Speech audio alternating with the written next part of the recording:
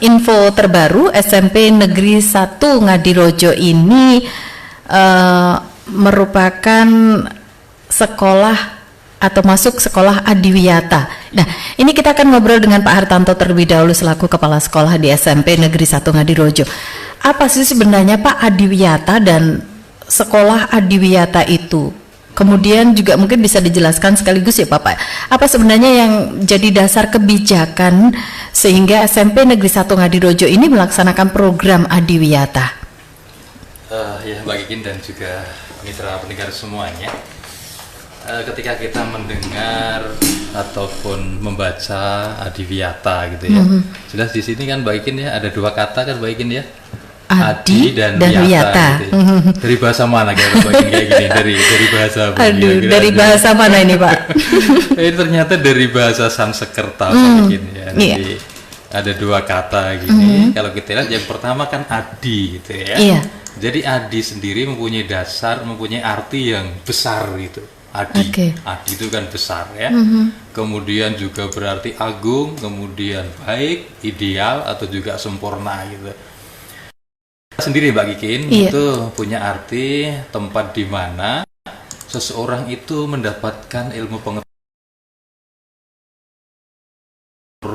Jadi kalau kata ini kita gabungkan dan ini kita jadikan sekolah adiwiyata gitu, maka sekolah adiwiyata adalah sekolah yang peduli lingkungan yang sehat, bersih, serta lingkungan yang indah.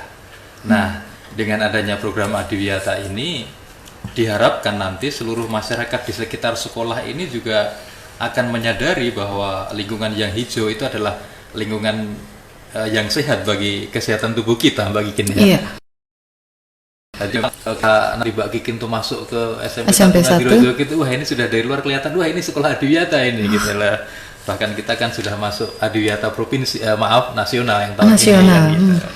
Yang ke depan tentunya kita akan menjadi adiwiyata mandiri. Sehingga sebenarnya kalau kita lihat adiwiyata ini sebenarnya banyak terkait dengan materi pendidikan lingkungan hidup gitu. Kemudian kalau tadi Mbak Kikin tanya dasarnya dari mana, dasar hukumnya di mana, sebenarnya pendidikan lingkungan hidup ini kan sudah ada sejak tahun 75 Mbak Kikin ya. Jadi mungkin mitra pendengar belum lahir ya, 75 ya. 70 Pak. 69 iya. Berarti generasi ya. Nah, sebenarnya tahun 75 ini sudah ada pendidikan lingkungan hidup di Indonesia. Tepatnya dulu itu di IKIP Jakarta ya, yang sekarang UNJ itu. Jadi sana sudah ada. Kemudian kalau kita lihat sejarah perkembangannya, bagaimana pendidikan lingkungan hidup ini, maka pada tanggal 1 Februari 2010 ini juga ada pendidikan lingkungan hidup dari Menteri Lingkungan Hidup dan Mendiknas ya, jadi ada kesepakatan bersama. Kemudian muncul Peraturan Menteri Lingkungan Hidup nomor 5 tahun 2013 tentang pedoman pelaksanaan program adiwiyata gitu. Nah, kemudian Mbak Kikin, nota kesepahaman antara 5 kementerian ini juga ada, di mana ini 5 menteri ini membuat nota kesepahaman, yaitu Menteri Lingkungan Hidup dan Kehutanan, kemudian ada Menteri Pendidikan dan Kebudayaan, Menteri Riset Teknologi dan Pendidikan Tinggi, kemudian Menteri Agama dan Menteri Dalam Negeri yang di sini nota kesepahamannya adalah sama-sama ingin mengembangkan pendidikan lingkungan hidup. Kemudian kalau kita bicara regulasi yang terbaru ya, yang terbaru terkait dengan lingkungan hidup, terkait dengan adiwiyata ini adalah pada tanggal 27 September 2019, Menteri Lingkungan Hidup dan Kehutanan Republik Indonesia itu mengeluarkan Peraturan Menteri nomor P52/Menl-HK/Sekjen/Kum 1/9/2019 ini mengenai gerakan peduli dan berbudaya lingkungan hidup di sekolah. Dan juga ada Peraturan 53 Menteri Lingkungan Hidup Sekjen/Kum 1/9/2019 tentang penghargaan adiwiyata. Jadi memang dari ini Mbak Kikin, ini apa adiwiyata, kemudian dasarnya adalah itu. Jadi kita memang berangkat dari regulasi itu, akhirnya kita mengembangkan sekolah di SMP Negeri 1 Ngadirojo ini sebagai sekolah adiwiyata. Kemudian ini yang penting ya, jadi saya kira yang penting adalah apa saja yang ada di sekolah adiwiyata itu. Ini ada 4 Mbak Ikin paling tidak ya. Yang pertama itu untuk menjadi sekolah adiwiyata itu yang pertama tentunya kebijakan yang dilakukan di sekolah itu harus berwawasan lingkungan, itu yang pertama ya. Kemudian yang kedua, pelaksanaan kurikulumnya harus berbasis lingkungan. Jadi kita nanti mengadopsi ya, jadi kurikulum yang ada di sekolah itu kita tambahkan dengan lingkungan. Lingkungan ya. Iya. Kemudian yang ketiga, kegiatan lingkungan berbasis partisipatif ya. Jadi tidak hanya Bapak Ibu guru tapi juga termasuk warga sekolah, termasuk semua stakeholder di sekolah gitu Mbak Ikin. Kemudian yang keempat adalah pengelolaan sarana prasarana pendukung yang ramah lingkungan. Saya kira ini Mbak Ikin menjawab pertanyaan Mbak Ikin terkait apa itu adiwiyata dan apa dasarnya ya. Gitu. Kemudian ini Pak, tentunya tidak serta-merta ya SMP Negeri 1 Ngadirojo ini masuk ke atau boleh dibilang sebagai sekolah adiwiyata.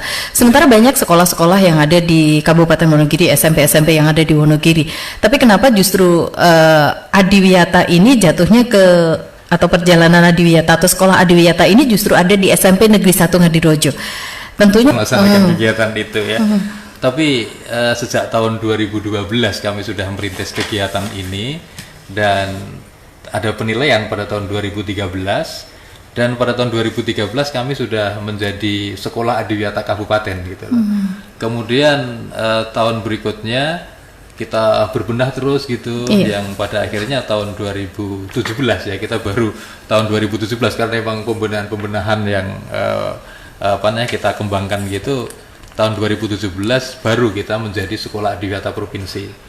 Kemudian tahun 2018 kami mewakili Jawa Tengah mengikuti kegiatan sekolah adiwiyata tingkat nasional dan alhamdulillah kami berhasil. Jadi pada tahun 2018 itu kami diundang ke Jakarta di kantor kementerian untuk menerima penghargaan sebagai sekolah adiwiyata nasional. Gitu.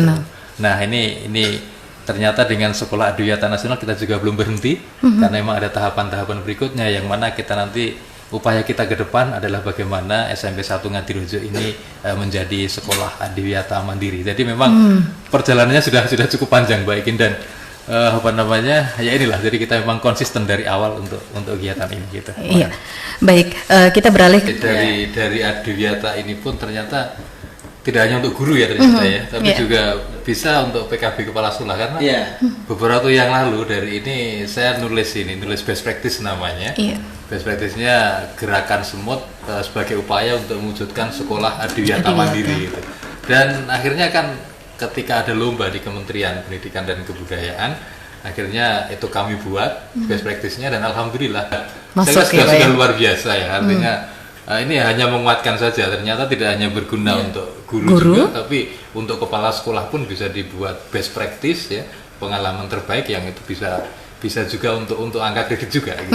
Itu Mbak Ikin. Iya, ternyata memang cukup luar biasa ya. Jadi adiwiyata ini tidak hanya bermanfaat untuk lingkungan kita.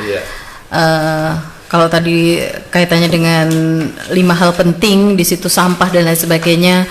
Mulai dari bagaimana kita menempatkan sampah, kemudian bagaimana membuat adem ayem tamu yang datang di situ dan lain sebagainya ya. Ternyata ada manfaatnya juga bagi guru, kemudian bahkan sampai ke kepala sekolah gitu ya. Baik.